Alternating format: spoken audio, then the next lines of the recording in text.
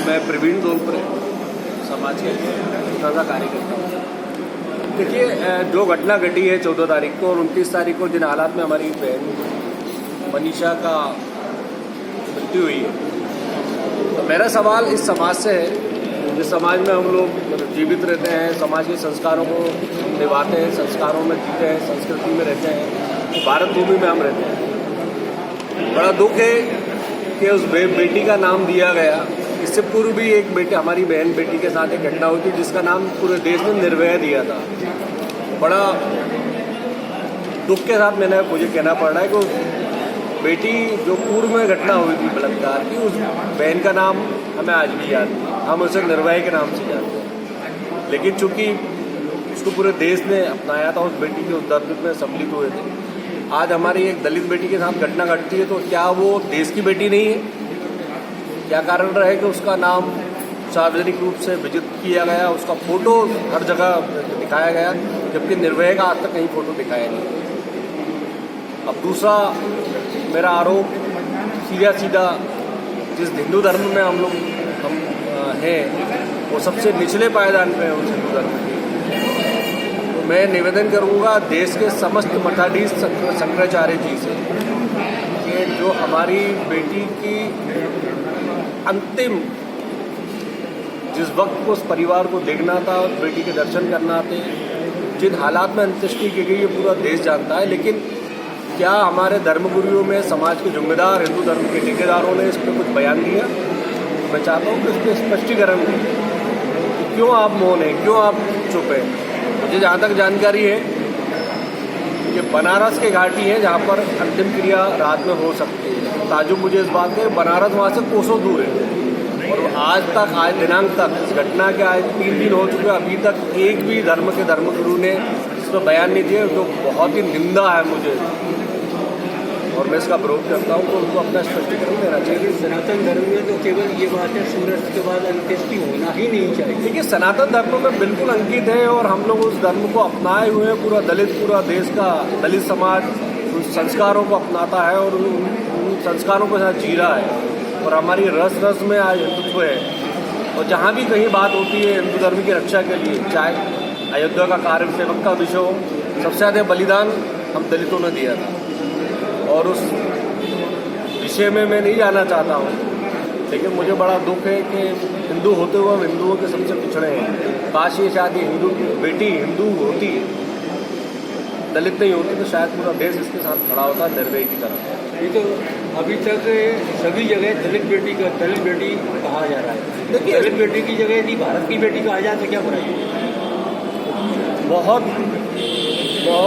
बहुत बड़ा विषय है ये कहना और करना, क्योंकि वो हमारे भारत वर्ष की बेटी थी। लेकिन जिस तरह से एक प्रोपगंडा बनाया गया है कि दलित मनीषा वाल्मीकि के साथ किया अत्याचार, शायद वो जिम्मेदार प्रशासन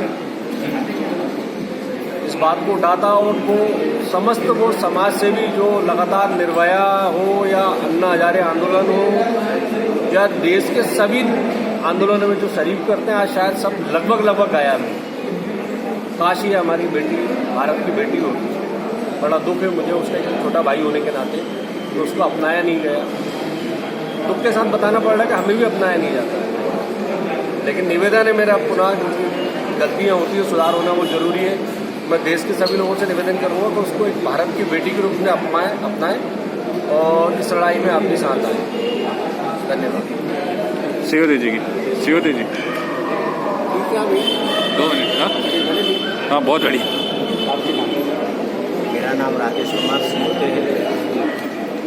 मैं सकल बाल्मीकि पंचायत भोपाल में बुलवाया और जो निर्णय लिया गया है बेटी मनीषा के पक्ष में, उसका मैं पुरजोर समर्थन करता हूँ और मैं बाल्मीकि समाज के साथ कंधे से कंधा मिला के हमेशा खड़ा रहूँगा। और बहन बेटी जो मनीषा वाल्मीकि का नाम जो उछाला जा रहा है, मात्र ये दलित होने के नाते ही उछाला जा रहा है। जैसा भी मेरे बड़े भाई प्रवीण दोलपुरे जी ने बोला है कि निर्भया का नाम शायद ज्योति सिंह है, तो उसका नाम किसी को नहीं बताया। यही यही कारण है कि उसकी जांच में सारे अधिकारी सवर्ण वर्ग के थे, तो मात्र सवर्ण वर्ग का पूरी समाज का नाम बदनाम ना हो इसलिए उनका नाम नहीं उछाला गया। आज हम निचले पायदान पे, हमको समय समय आने पर हिंदू बना लिया जाता है और समय आने पर हिंदू नहीं बनाया जाता है, और हमारे साथ जो अत्याचार हो रहा है वो सारा विश्व देख रहा है, भारत नहीं सारा विश्व देख रहा है, और सारे बुद्धिस्ट देश इसकी आवाज़ उठाएंगे। और अभी डीएम साहब और जो एडीजी साहब जो वक्तव्य दे रहे हैं कि बलात्कार की रिपोर्ट में बलात्कार पुष्टि नहीं हुआ है, यदि ऐसा है तो उनकी हड्डियों को रखा जाए और उसका फोरेंसिस जांच की जाए, यानी तो कैलिफोर्निया में जाके उसकी जांच कराई जाए, वो सारा मामला बिल्कुल उजागर हो जाएगा। ये मैं भारतीय सरकार से निवेदन करना चाहूँगा, जिससे हमारी बेटी को इंसाफ मिले। हिंदू धर्म 4 वर्णों में बटा हुआ है, ब्राह्मण, क्षत्रिय, वैश्य, शूद्र। जी, ये जो कांड हुआ है, इस कांड के लिए आप 3 वर्गों से ये निवेदन करिए। मेरा ये कहना है कि उन तीनों से ये निवेदन करिए कि हम जो आवाज़ उठा रहे हैं उस आवाज़ में क्या आप हमारे साथ हैं।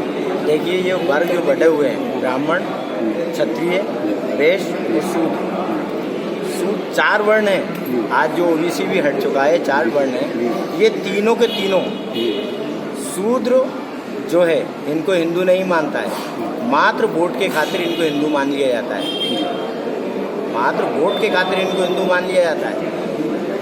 ये तीनों का भार मात्र ये शूद्र उठा रहा है। बिल्कुल, आप देखिए स्टार्टिंग में क्रिश्चियनों में पड़े, विदेशों ने दबाव डाला तो क्रिश्चियनों को का काम बंद हुआ, फिर इसके बाद में सरदारों के साथ अत्याचार हुआ, सारे सरदारों ने अपनी आवाज़ बढ़ाई, उनके साथ अत्याचार होना बंद करा, मुस्लिमों के साथ अत्याचार हुआ, सारे इस्लामिक कंट्री एक हुए तो उनके साथ अत्याचार होना बंद कर दिया। मात्र ये मनुवादी सोच के लोग, जो चंद लोग जो बैठ गए हैं, उनकी सोच में मेरे हिसाब से डबल पूंछ वाले कीड़े पड़ चुके हैं जो इस तरह की घटना करते हैं। और ये शूद्र के ऊपर, अब जो शूद्र में देखिए सारी जाति आती, जितनी ओबीसी भी है ना, जो आज ठाकुर बन के बैठ रहा है वो भी शूद्र में आता है। आज यदि वह नहीं जागा तो कल, आज हमारे साथ हुआ कल उनके साथ होगा, ये 100% है। और इसके लिए सारा विश्व जो बौद्धिस्ट देश हैं भारत सरकार के ऊपर दबाव बनाएगी। और मैं बौद्धिस्ट देशों से निवेदन करना चाहूँगा ये कि बाहर जब भी भारत के आते हैं बोलते हैं हम बुद्ध लेके आए, युद्ध लेके नहीं आए। बुद्ध तभी होगा जब हमारे लोगों को पूर्ण रूप से एक समान का दर्जा दिया जाएगा। मैं इसी के साथ